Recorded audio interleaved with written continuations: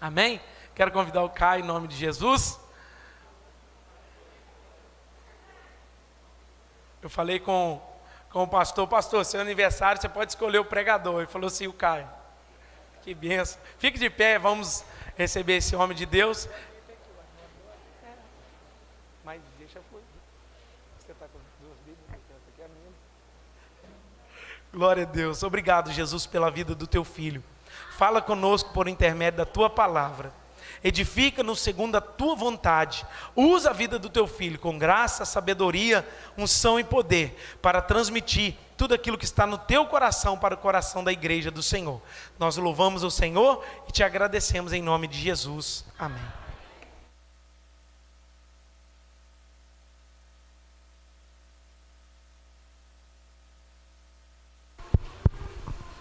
Boa noite aos irmãos. Graça e paz no nome do Senhor Jesus Cristo. Feliz de estar aqui mais uma vez, podendo contribuir, ainda mais numa data especial, num culto mais que especial.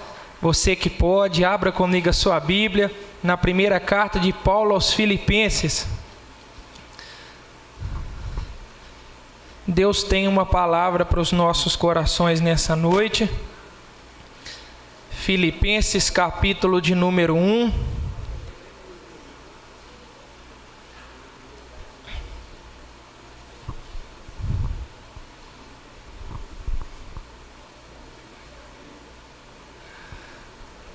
Filipenses capítulo de número 1. Essa ficou boa, João. Versículo de número 21. Obrigado, tá? Filipenses capítulo de número 1, versículo de número 21.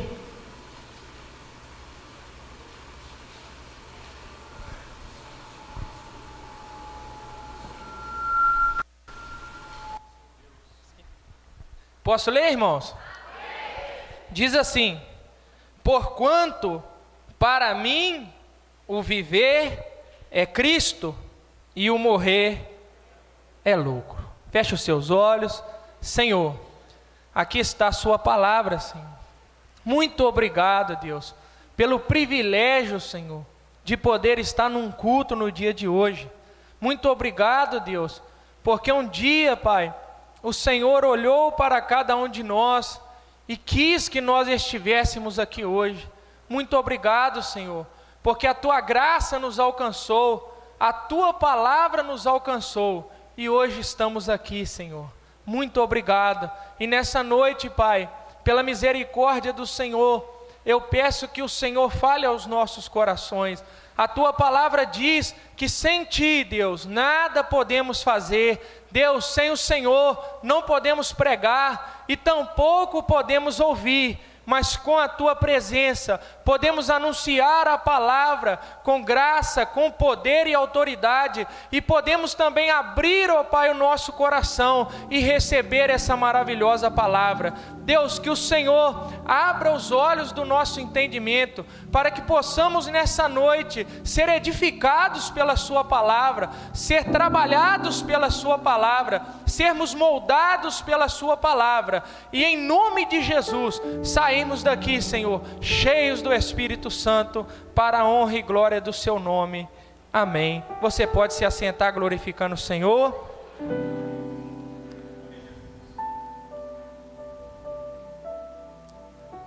Meus irmãos, o tema da nossa mensagem de hoje é: quanto vale um tesouro? Olha para essa pessoa que está do seu lado aí e pergunta para ela assim: quanto vale um tesouro? Irmãos, a resposta parece um tanto quanto complicada de se ter, mas é uma resposta muito simples. O valor de um tesouro, ele é medido de acordo com a capacidade de quem o está observando. Talvez o tesouro para uns pode valer muito, mas talvez o mesmo tesouro para outros não tenha um valor tão grande. A nossa mensagem começa na segunda viagem missionária de Paulo, quando Paulo ele chega até uma cidade chamada Trode, onde ele vai se juntar, a Lucas, o mesmo, que escreveu, o livro de Atos e o Evangelho de Lucas.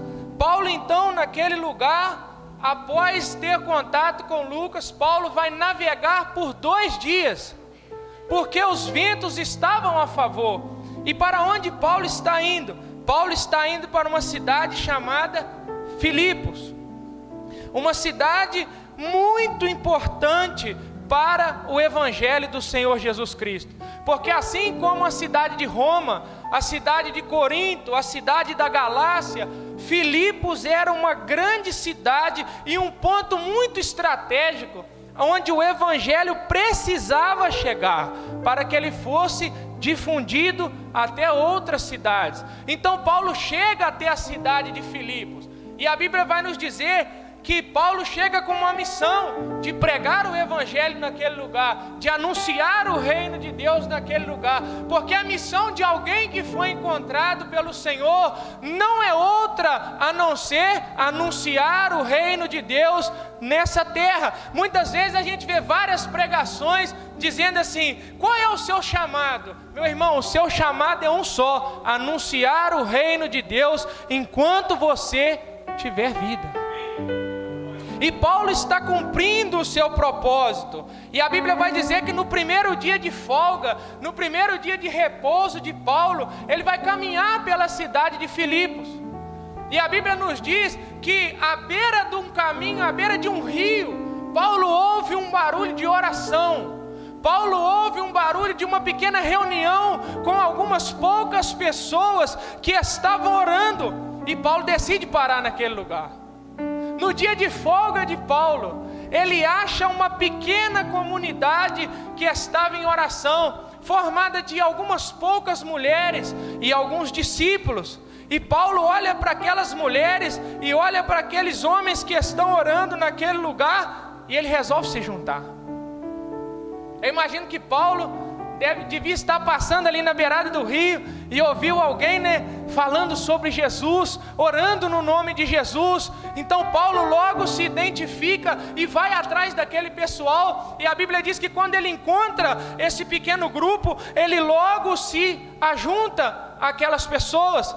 A Bíblia vai nos dizer que uma mulher chamada Lídia estava presente nessa reunião de oração, e ela era uma mulher de muitas posses, era uma mulher de muitos tesouros, era uma mulher de muitos bens, mas ela ainda não havia conhecido o verdadeiro tesouro, mas ela estava prestes a ter contato com o verdadeiro tesouro, porque Paulo olha para aquela mulher, vê aquela mulher ali em oração, e a Bíblia nos diz que Paulo, usado por Deus, anuncia o evangelho verdadeiro àquela mulher, e aquela mulher passa a ter não somente os tesouros dessa terra, mas passa a ter um tesouro diferente. Ela passa a ter um tesouro inestimável, ela passa a ter um tesouro que não é possível comprar, ela passa a ter um tesouro que não é possível escolher. E a Bíblia vai nos dizer que Deus abre o coração dessa mulher. Para quê? Para que ela pegue o apóstolo Paulo e os seus discípulos e os leve para a sua casa. Como eu disse, ela era uma mulher de posses. Deus abre o coração daquela mulher para que o apóstolo Paulo tivesse ali um lugar de refúgio na cidade de Filipos. E aquela mulher foi encontrada pelo Senhor. Aquela mulher foi achada do Senhor. Aquela mulher não foi simplesmente usada por Deus e descartada. Não, primeiro ela foi achada do Senhor, para depois fazer parte do plano de Deus. Mas a nossa mensagem não para por aí. Por quê? Porque Paulo começa a pregar. E você já viu, irmão, toda vez que um crente cheio do Espírito Santo começa a pregar nessa terra, acontecem duas coisas. Primeiro, conversões. Se não há conversões, é porque o evangelho não está sendo pregado. E segundo, perseguição. Toda vez que um homem de Deus se levanta, ele traz consigo muitas conversões, mas muitas perseguições. Paulo começa a anunciar o evangelho em Filipos, com ousadia, com poder, e começa a ter um barulho naquela cidade. Pessoas estão se convertendo, Paulo está ficando famoso. E um dia Paulo segue para a oração. Sabe o que eu acho muito legal, irmão? O ministério de Paulo crescia na cidade de Filipos, mas ele não abandonava a oração na beirada do rio. Paulo podia estar pregando para grandes multidões na sinagoga, mas ele sempre estava lá na beirada do rio com aqueles poucos irmãos orando. E a Bíblia vai dizer que as coisas estavam indo muito bem, até que um dia, Paulo e seus companheiros começam a ouvir uma mulher dizendo assim: eles são homens de Deus, acredita nessa mensagem, eles são pregadores fiéis. E Paulo olha para trás, uma jovem vem seguindo eles, dizendo assim: eles são homens de Deus. E Paulo fica incomodado com aquilo. Eu acredito que passa um dia, toda vez que aquela mulher encontra Paulo, ela começa a elogiar Paulo. Talvez isso seria bom, irmãos. Isso não seria motivo para Paulo ficar chateado. Sabe qual era o problema, irmão? O problema é que essa mulher que elogia Paulo é uma jovem possessa de um espírito de adivinhação, que era usada pelos seus senhores para o quê? Angariar dinheiro para eles, através desse espírito de adivinhação. Então Paulo não aceita ser afirmado por alguém que não conheceu o Senhor. Deixa eu dizer uma coisa para você, irmão. Cuidado com os elogios de quem não conheceu o Senhor. Você não trabalha para ser aceito por pessoas. Nós trabalhamos para a glória de Deus. E essa jovem, ela vai ter um encontro com esse tesouro. Porque a Bíblia vai dizer que Paulo vai olhar para aquela jovem um determinado dia e vai mandar que aquele espírito deixe ela. E a Bíblia diz que aquela menina foi liberta. E a Bíblia diz que o tesouro encontrou o coração daquela jovem. Onde há libertação, houve também perseguição. Porque aquela jovem estava dando dinheiro para os seus senhores. Mas agora ela já não tem mais o espírito de adivinhação. Como eles vão ganhar dinheiro através dela? A fonte secou. Não há mais como usar daquela jovem para adquirir dinheiro, porque ela foi liberta, ela conheceu o tesouro. Então os senhores daquela mulher, daquela jovem, eles vão acusar o apóstolo Paulo, juntamente com seu companheiro Silas, de desordem, de serem judeus desordeiros. E a Bíblia vai nos dizer que Paulo e Silas são açoitados, porque estavam pregando o evangelho, e eles acabam indo para uma prisão. Mas a palavra de Deus nos diz que eles à meia-noite começaram a entoar louvores ao Senhor. Irmãos, eu não sei quais foram os louvores que Paulo e Silas cantaram, eu sei que os louvores tocaram o coração de Deus. E a palavra de Deus vai nos dizer que houve um terremoto naquela prisão e as cadeias foram quebradas. Meu irmão, é isso que acontece quando temos contato com o tesouro.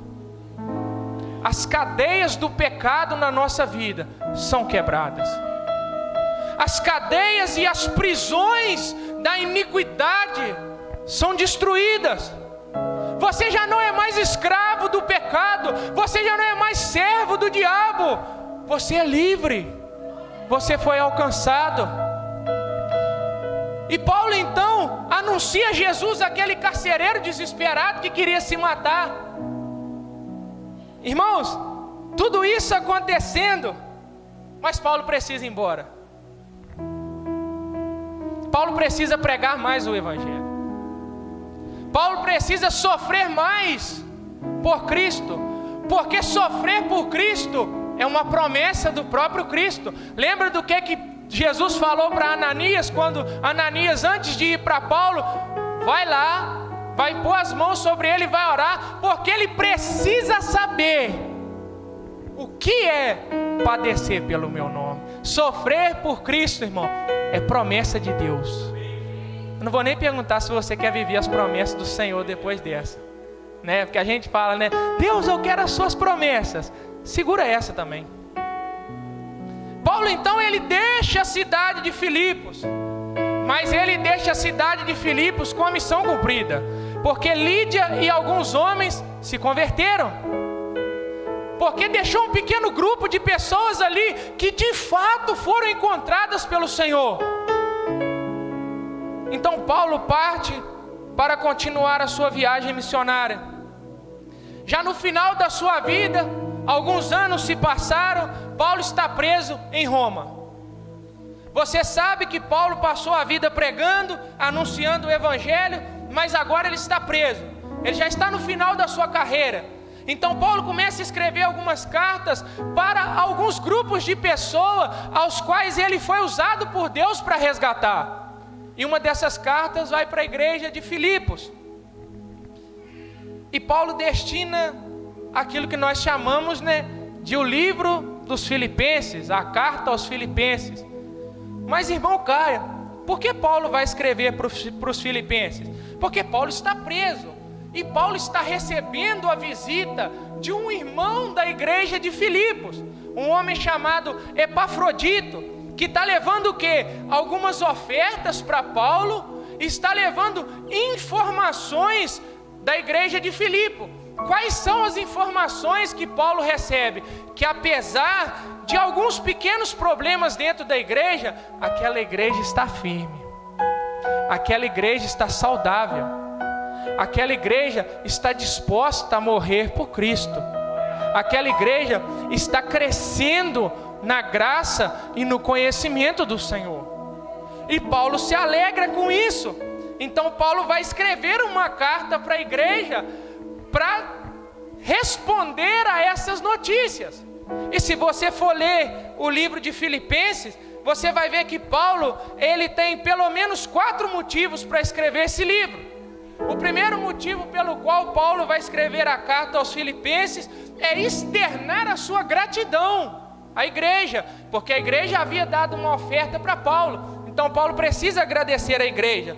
O segundo motivo que Paulo usa é que Paulo precisa orientar espiritualmente a igreja. Ou seja, por mais que a igreja esteja crescendo, esteja desenvolvendo, a igreja não é perfeita. A igreja possui defeitos, a igreja possui falhas, e Paulo precisa trabalhar nisso. Um terceiro motivo que Paulo quer que Filipos receba a sua carta é que os irmãos precisam ser alegres. Os irmãos precisam entender o que é alegria e satisfação em Deus. E um quarto motivo que Paulo decide escrever é porque Paulo quer que a igreja saiba quanto vale um tesouro. Irmãos, versículos de número 1 e 2 do capítulo de número 1, Paulo vai iniciar a sua carta aos Filipenses. E algo interessante que eu gosto em Paulo é que Paulo começa assim: eu, Paulo e Timóteo. Irmãos, quem escreveu a carta aos Filipenses? Paulo. Por que Timóteo está ali? Quem teve a instrução de Deus para escrever a carta aos Filipenses? Paulo. Por que o nome de Timóteo está aqui? Irmãos, por isso o ministério de Paulo era fantástico. Aqui tem algo precioso para nós. Paulo entendeu, irmão. O ministério não se faz sozinho. Paulo faz questão de colocar o nome de Timóteo. Paulo não está preocupado em apenas colocar o seu nome, porque Paulo sabe que não dá para viver uma vida cristã sozinha. Paulo não, ele sabe que o cristianismo não é feito para cavaleiros solitários. Paulo, ele sabe que não existe esse negócio de eu sou igreja. Não, irmão, nós somos a igreja. Não existe evangelho de uma pessoa só. E Paulo entendeu isso. Paulo sabe que não precisa ser só ele, porque não tem jeito. Então é eu e Timóteo, meu companheiro, meu amigo. E Paulo continua. E olha a introdução da carta de Paulo: servos de Jesus Cristo. Sabe qual que era a qualificação que Paulo ele dava a si mesmo? Servo. Sabe o que significa servo, meu irmão? Escravo. Sabe o que significa escravo, meu irmão? Alguém que foi comprado. Sabe o que significa alguém que foi comprado? Alguém que não tem vontade. Sabe o que significa alguém que não tem vontade? Alguém que vive para realizar a vontade daquele que te comprou. Isso é ser servo, irmão. Então Paulo faz questão de se apresentar como quem? Como alguém que faz a vontade do seu Senhor, como alguém que está na terra com um único motivo: cumprir a vontade daquele que pagou pelo seu preço. E ele continua dizendo: eu sou escravo, mas não é uma escravidão forçada. Não é uma escravidão aonde não há um relacionamento. Tem um pregador que eu gosto, Charles Spurgeon, ele dizia assim: Deus nunca vai nos puxar pelos nossos cabelos, Ele nos atrai pelo nosso coração. É uma escravidão de amor, é uma escravidão em amor. E Paulo tem orgulho de dizer: eu sou servo de Jesus Cristo. Mas ele continua na sua introdução. A quem a carta é destinada? A todos os santos. Ou seja, o que Paulo está querendo dizer aqui? Paulo não faz distinção dentro da igreja, porque não existe quem é mais e quem é menos dentro da igreja. Existe quem é santo e quem não é. Quem é santo é quem, irmão? Quem foi encontrado pelo tesouro, quem foi achado pelo Senhor. Nada mais importa, nenhuma qualificação a mais importa, a não ser encontrado pelo tesouro. Paulo continua a sua jornada dizendo assim: eu agradeço a Deus, porque Ele é Deus de paz. Por que Paulo está grato? Porque Deus, Ele é Pai.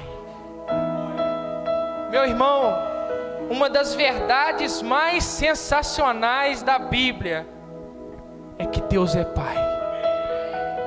Quando Paulo está dizendo que Deus é Pai, Paulo está dizendo que existe alguém a quem recorrer, que nós não estamos sozinhos, que não somos órfãos, que não estamos perdidos e jogados nesse mundo que jaz no maligno, mas nós temos alguém a quem recorrer. Nós temos alguém que nós podemos nos lançar, nós temos alguém que nós podemos conversar, apresentar nossas necessidades. Mas Paulo também diz que além de Deus ser o nosso Pai, Jesus Cristo é o nosso Senhor. Meu irmão, não tem como achar que Deus é seu Pai e não viver como se Jesus fosse o seu Senhor. Porque nós queremos todos os benefícios de Pai, mas não queremos a obrigação do senhorio de Cristo. Quando Paulo está dizendo assim, Jesus é nosso Senhor, Paulo está dizendo assim, tem que ter temor. Não é de qualquer jeito, não é de qualquer maneira, não é de qualquer forma. Tem que ter reverência, tem que ter zelo, tem que ter cuidado, tem que ter compromisso. Não é do jeito que eu quero, é do jeito que Ele manda, porque Ele é Senhor. Mas irmãos,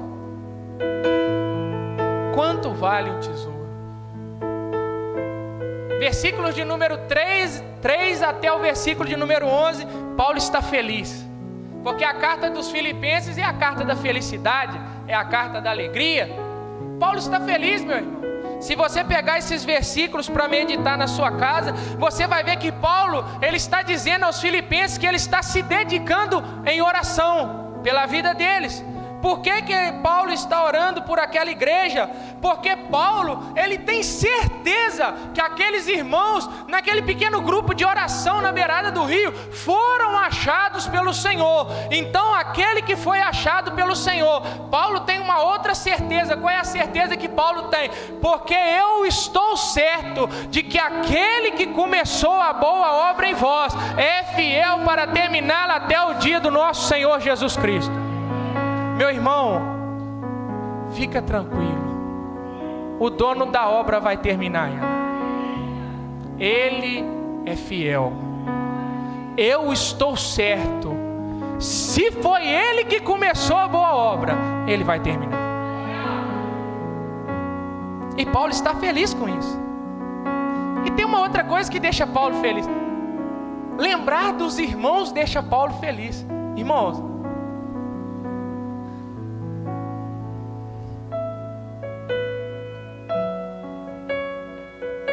será que as pessoas lembrarem de você traz felicidade ao coração delas?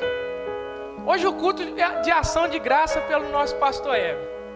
Será que se o pastor Hebe dobrar o joelho dele para orar e recordar dos irmãos, isso vai trazer alegria para ele? A igreja de Filipos trazia alegria ao coração de Paulo. Eu estou feliz porque eu estou lembrando de vocês. Vocês são uma igreja que ama o Senhor, e isso alegra o meu coração. Meu irmão, seja alguém que vai ser lembrado causando alegrias. Seja alguém que vai marcar pessoas, mas não marcar de uma maneira negativa, mas marcar pessoas de uma forma positiva. A igreja marcou o coração de Paulo pelo seu compromisso e o seu amor com Deus. Irmão, você precisa entender, não há como marcar o coração de um pastor se não for por amar a Cristo. Não precisa fazer mais nada, irmão. Pode perguntar aqui, ó. O maior desejo deles para todos os irmãos é serem salvos, é chegar ao céu, é amar o Senhor. Então, Paulo está feliz. Mas a gente precisa responder a pergunta, irmão Caio. E graças a Deus, Paulo vai nos ajudar a responder essa questão. Quanto vale um tesouro? Irmãos, versículo de número 12. Quero ainda, irmãos, cientificar-vos de que as coisas que me aconteceram têm antes contribuído para o progresso do Evangelho. Paulo já disse que estava feliz. Paulo já ora pela igreja. Agora Paulo precisa dizer uma coisa que estava faltando, que a igreja precisava saber, que as coisas que aconteceram com ele serviram para o avanço do Evangelho. Irmão Caio, o que aconteceu com Paulo? Primeiro, Paulo foi falsamente acusado em Jerusalém. Segundo, Paulo passa 2 anos preso na fortaleza de Cesareia. Terceiro, Paulo é espancado várias e várias vezes. Paulo é levado até Roma e no meio do caminho ele sofre um naufrágio e quase morre.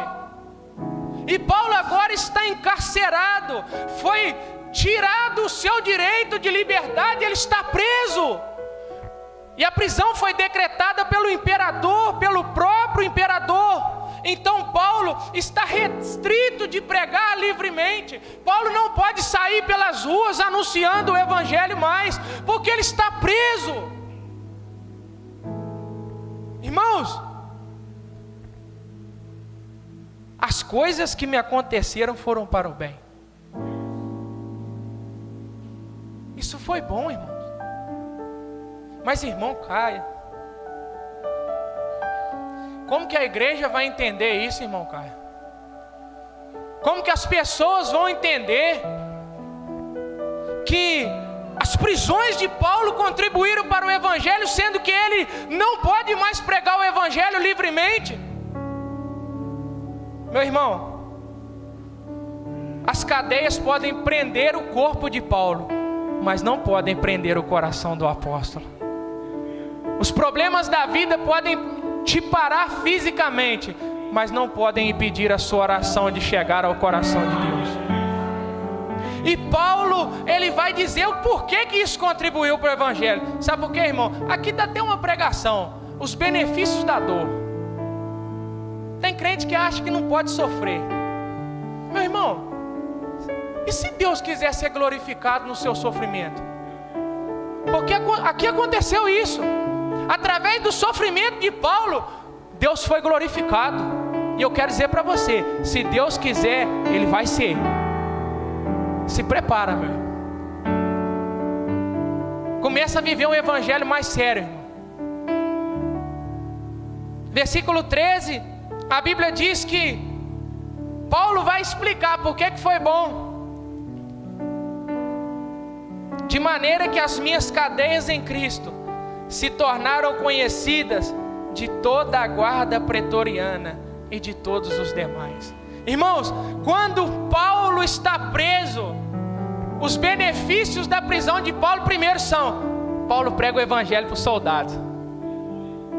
Irmãos, se Paulo não tivesse sido preso, Paulo não pregaria o evangelho para aqueles soldados. A mensagem do evangelho não chegaria naqueles soldados. Porque qual judeu é ousado demais para viajar até Roma, até uma prisão romana, e anunciar o evangelho até um soldado romano que acreditava que Deus era o imperador? Ninguém faz isso, irmão. Irmãos, mas Deus é tão poderoso que Deus leva um homem em qualquer lugar que for preciso, se ali estiver uma alma que precisa ser resgatada. Não importa qual seja o lugar. E Paulo precisa ser preso para que os soldados sejam livres. Irmãos, talvez a gente precise ser preso para que outras pessoas possam alcançar a libertação. Talvez nós precisamos ser poupados de muitas coisas desse mundo, para que outros possam alcançar o tesouro que nos alcançou. Versículo 14, tem outro benefício, irmão. A maioria dos irmãos, estimulados no Senhor por minhas algemas, ousam falar com mais assombro a palavra de Deus. Não só pregou para os soldados, mas quando Paulo chega em Roma e ele é preso, a igreja de Roma, que já existia e não foi fundada por Paulo, os irmãos se enchem do Espírito Santo e começam a pregar mais, começam a anunciar o evangelho mais. Com ousadia, eles começam a falar mais da palavra de Deus. Por que eles estão pregando mais? Porque se o apóstolo Paulo, até então o maior homem de Deus na terra naquele momento, ele foi preso, ele foi condenado à morte, e mesmo assim não negou o Senhor, como nós que estamos livres, vamos negar? A fidelidade de Paulo inspira pessoas a pregarem o evangelho. Meu irmão, a sua fidelidade pode inspirar pessoas a pregar o evangelho. A sua coragem, em meio a circunstâncias difíceis, de se manter fiel, pode fazer com que pessoas acreditem e ousem a falar mais sobre a palavra de Deus. O evangelho cresce, irmão, mesmo com Paulo preso. Você quer ver um terceiro motivo que leva Paulo a ser preso para que o reino de Deus crescesse? Dos versículos de número 15 a 18, a Bíblia nos diz assim: alguns efetivamente proclamam a Cristo por inveja e porfia, outros, porém, o fazem de boa vontade. Estes por amor, sabendo que estou incumbido da defesa do Evangelho. E aqueles, contudo, pregam a Cristo por discórdia, insinceramente, julgando suscitar tribulação a todas as cadeias. Todavia, que importa uma vez que Cristo, de qualquer modo, está sendo pregado, quer por pretexto, quer por verdade, também com isso me alegro. Sim, sempre me alegrarei. Qual é o terceiro benefício da prisão de Paulo? Cristo está sendo pregado. Mas irmão Caio, tem gente pregando por causa de rivalidade. Tem gente que está anunciando o evangelho por causa de vaidade.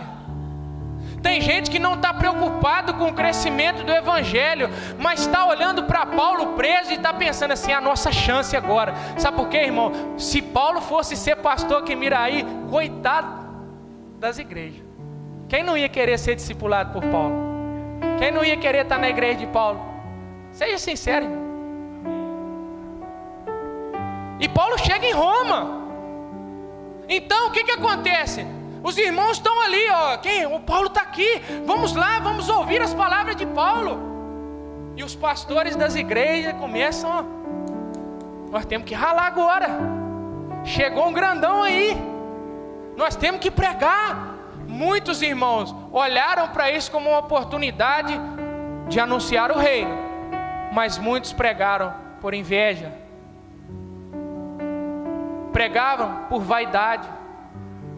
O desejo deles não era o crescimento do reino, mas era tripudiar sobre o sofrimento de Paulo. Alai, se fosse homem de Deus não estava preso. Se fosse homem de Deus não sofria. Não é assim, né? Fala hoje, né? Ih, olha lá, está em pecado, está sofrendo. Irmãos, eles não sabiam que aquele homem na prisão tinha sido encontrado pelo tesouro. Aquele homem sabia quanto valia um tesouro. E a Bíblia diz que, qual é a reação de Paulo diante disso? Paulo simplesmente diz assim: cara, não estou nem ligando, véio. O que importa para mim é Cristo ser anunciado. Não tem problema, irmão, se eles desejam o meu sofrimento. Não tem problema se eles querem que eu continue preso. Não tem problema se eles não querem que ninguém venha até mim. O negócio, meu irmão, não é eu ser famoso, não é eu ser falado, mas Jesus ser anunciado, Jesus ser pregado, Jesus ser exaltado, Jesus ser glorificado. Jesus é o motivo de Paulo. Irmãos, quanto vale um tesouro? Versículo 19.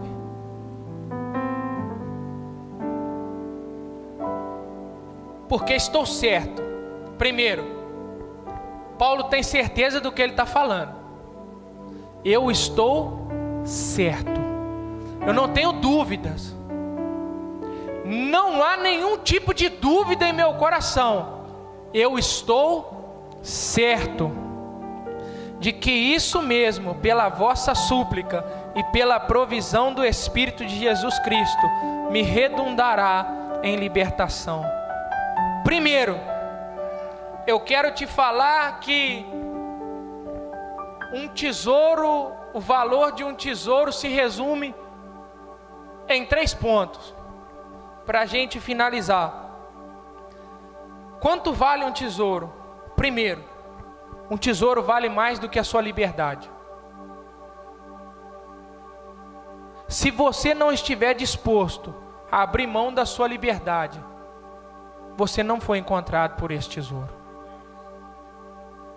Se você não estiver disposto a viver nesse mundo, abrindo mão daquilo que você poderia fazer, você não foi encontrado por esse tesouro. Você não conheceu o tesouro. Mesmo Paulo sabendo que um dia seria livre,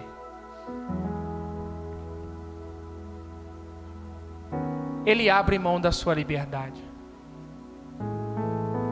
Meu irmão,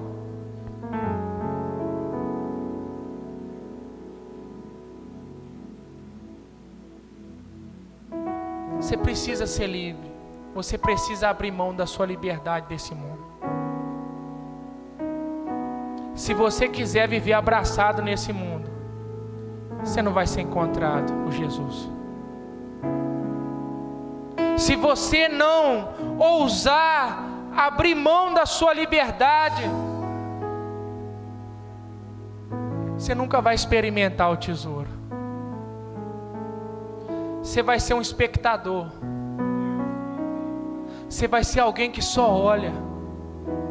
Você vai ser alguém só que contempla. Você vai ser alguém que conhece a história de todo mundo, mas não viveu uma história com o Senhor. Você precisa abrir mão da sua liberdade nesse mundo. Todas as coisas me são lícitas, mas nem tudo me convém. Por quê? Porque eu fui achado pelo tesouro. Eu fui encontrado por Ele. Eu posso fazer tudo, mas eu não faço por causa dEle.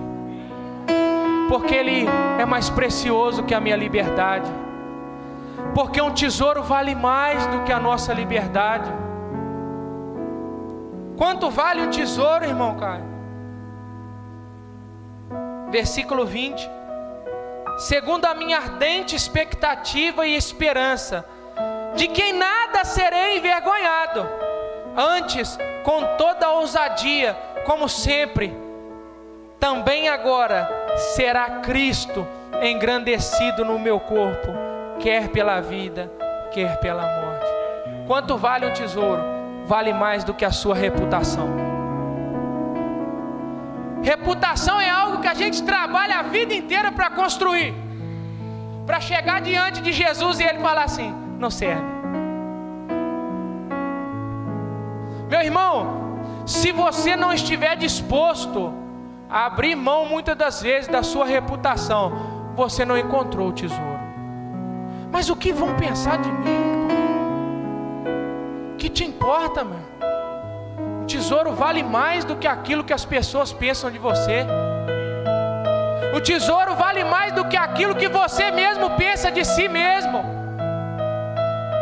O problema é que a gente não quer deixar de ser quem nós somos. O problema é que é muito bom ser quem nós somos. O problema é que nós dependemos muito da aceitação das pessoas. O problema é que nós queremos viver uma vida para que as pessoas nos aceitem. E nós esquecemos, irmão, que nós precisamos viver uma vida para o tesouro.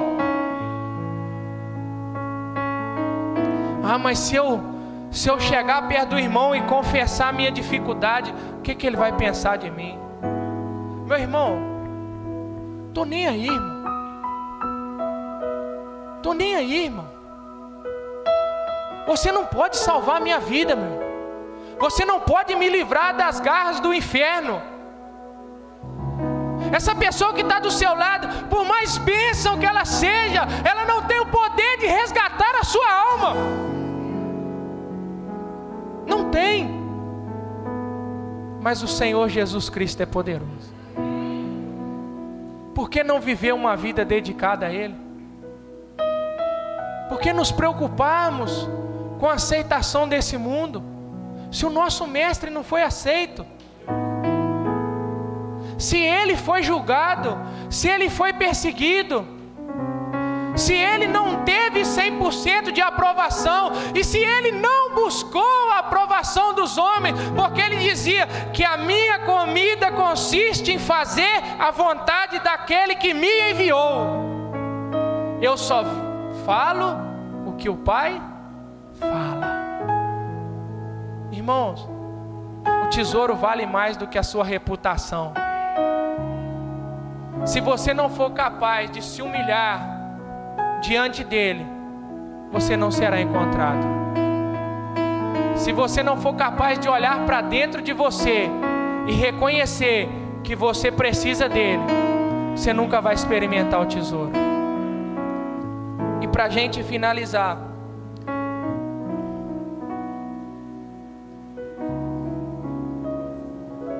versículo 21. Portanto, ou seja, concluindo, finalizando, passando a régua, para mim, Paulo dizendo, eu não sei para vocês, eu não conheço o coração de vocês, eu não sei para vocês, mas para mim, não importa o que vocês vão dizer, não importa o que vocês vão pensar, não importa o que vão falar de mim, não importa onde eu estou, não importa se estou preso ou se estou solto, não importa se estou bem ou se estou mal, para mim, o viver é Cristo e o morrer é lucro. Sabe quanto vale um tesouro? Vale mais que a sua vida.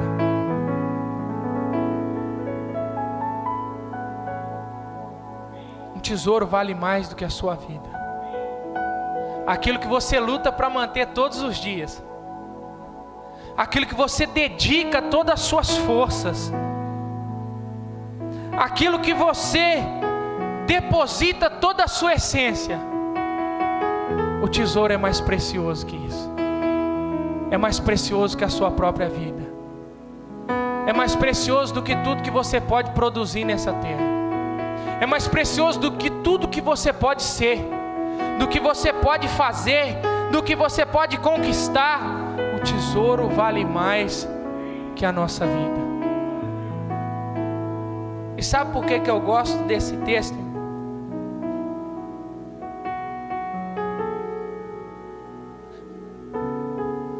Tem uma coisa, irmãos, em todas as cartas de Paulo, que me chama muita atenção,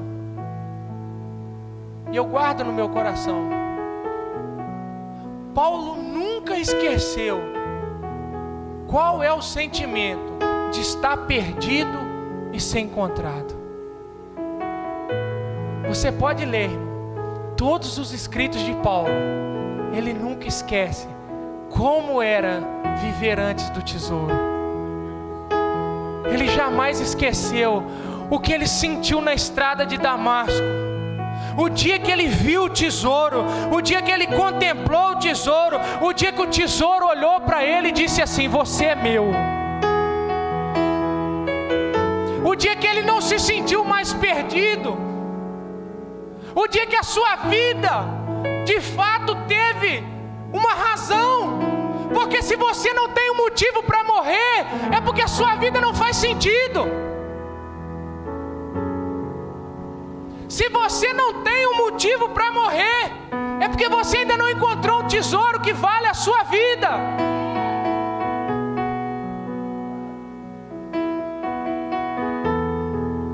Irmãos, Paulo sabe como é viver longe do tesouro, e ele não se esquece disso, e ele não pode se esquecer disso, de como era viver antes do dia da estrada de Damasco.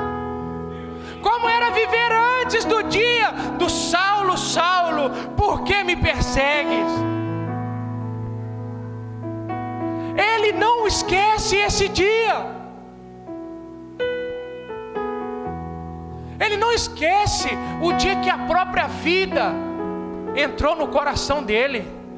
Ele não esquece o dia que algo aconteceu dentro dele, que ele não sabia explicar muito bem, mas ele sabia que ele já não era mais o mesmo. Ele não esquece o sentimento de estar perdido, mas ser achado pelo tesouro. Por isso o tesouro vale mais do que a vida. Esse tesouro, ele vale mais do que tudo nesse mundo. Todo o fôlego de vida de Paulo depende desse tesouro. Toda a essência do coração de Paulo depende desse tesouro. Tudo aquilo que Paulo vive, tudo aquilo que Paulo sente, depende desse tesouro. Então Paulo entende que ele precisa viver a vida dele para Jesus, que ele precisa se dedicar a Jesus, porque ele encontrou o tesouro, porque ele foi achado por algo valioso. Paulo agora tem um motivo para morrer. Irmãos, Paulo sabe que quando ele está diante do tesouro, nada mais importa. E eu quero que você saia daqui nessa noite com motivo para morrer. com motivo para gastar sua vida, com motivo, meu irmão, de levantar aqui hoje e sair por aquelas portas com o coração queimando, dizendo: Senhor, eu gastarei a minha vida aos seus pés. Tudo que tenho e tudo que sou, eu vou usar para o Senhor. Meus irmãos, para mim, o viver é Cristo. Mas irmão Caio, Paulo completa o versículo: morrer é lucro. Irmão, eu até quero viver para Cristo, mas morrer, eu acho que posso esperar um pouquinho mais. Meu irmão, não precisa ter medo da morte não, irmão. A morte para nós, irmão, não é a derrota. A morte para nós, irmão, é a porta que vai nos levar a encontrar o tesouro face a face. A morte, meu irmão, é a porta que está separando você de um abraço do Deus Todo-Poderoso. A morte é a única porta que nos impede de chegar no céu diante dele, contemplar a face daquele que criou todas as coisas e passar a eternidade inteira dizendo: Santo, Santo, Santo é o Senhor. Irmãos, para que temer a morte? Paulo sabe que pode tombar nessa terra como mártir, mas ele também sabe que vai ser recebido no céu como príncipe. Fique de pé no seu lugar em nome do Senhor Jesus Cristo.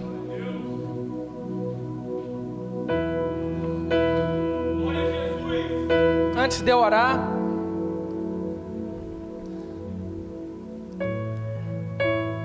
meu irmão, nós precisamos aprender a gastar a nossa vida com o Senhor. Um dia, eu e o pastor Epo, nós fomos a Muriaé e a nossa conversa girou em torno de gastar a nossa vida para o Senhor, de viver para Cristo.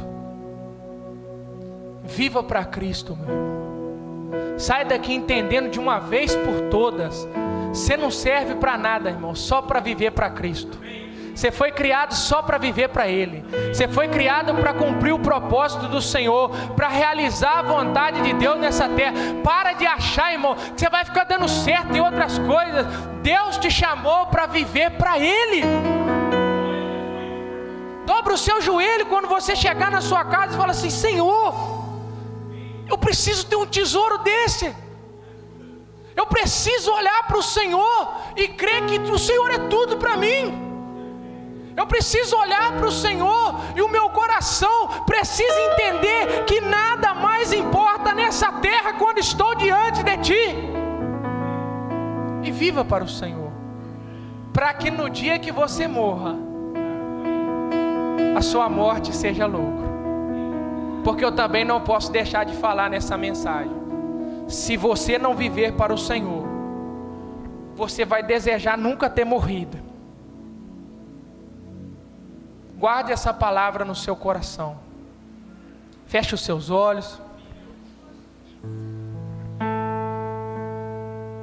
Senhor meu Deus, Tu és grande, Senhor.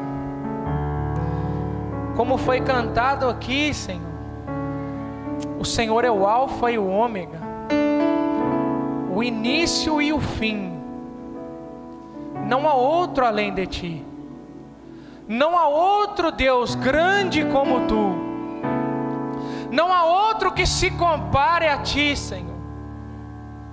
Deus, Tu és nosso tesouro precioso, Senhor. Deus, não temos nada nesse mundo, Senhor, a não ser a Ti. E isso, Senhor, é motivo de alegria para nós. Porque se temos o Senhor, é porque temos tudo o que precisamos, Senhor. Deus, a minha oração nessa noite é que esse tesouro, Deus, que vale mais do que tudo na nossa vida, esteja sempre diante dos nossos olhos. Deus, nós precisamos do Senhor, Deus. O Senhor não é uma escolha para nós, o Senhor é o caminho, a verdade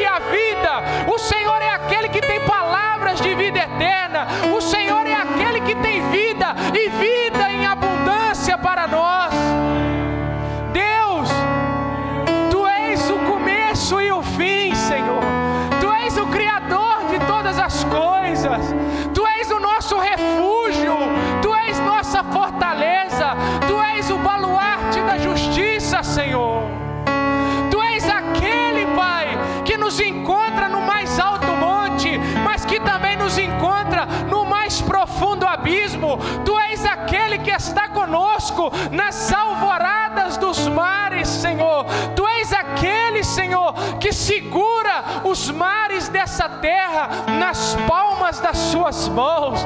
Tu és aquele, Senhor, que pisa o estrado dessa terra com os seus pés, Deus. Tu és aquele, Senhor, que enquanto passava o cordel na terra, as estrelas cantavam e rejubilavam. Tu és Deus, Senhor, e não há outro Deus além de Ti. Não há outro grande como o Senhor, não há outro maravilhoso como o Senhor, Pai. E nós somos, Senhor, filhos do Senhor. Obrigado, Senhor, porque fomos achados, Senhor. Obrigado porque o tesouro brilhou diante dos nossos olhos. E estamos aqui nessa noite, Pai, perplexos por esse tesouro, constrangidos por esse tesouro, guardados por esse tesouro, alimentados por esse tesouro, salvos por esse tesouro. Senhor, muito obrigado, meu Pai. Deus, quero colocar nossa igreja nas suas mãos, Senhor. Cuida dessa igreja, Senhor. Cuida de cada ovelhinha dessa igreja, Senhor. Senhor, que nós possamos viver para o Senhor. Que o nosso objetivo seja viver para Cristo. E que se a morte um dia nos alcançar, nós possamos nos alegrar, porque estaremos com o Senhor. Porque cumpriremos o nosso objetivo. Porque o veremos face a face. Porque hoje, Senhor, nós o vemos como um espelho embaçado, mas vai chegar o dia, vai chegar a hora em que nós vamos ver o Senhor face a face, como o Senhor é, como o Senhor sempre foi, e estaremos diante do Senhor, Pai, diante dos olhos de chama de fogo, Pai, diante dos Teus braços, ó Pai, debaixo das Suas asas, Senhor, estaremos, ó Pai, para sempre com o Senhor. E aí então, Senhor, seremos vitoriosos. Pai, muito obrigado, em nome de Jesus. Amém. Aplauda o nome do Senhor.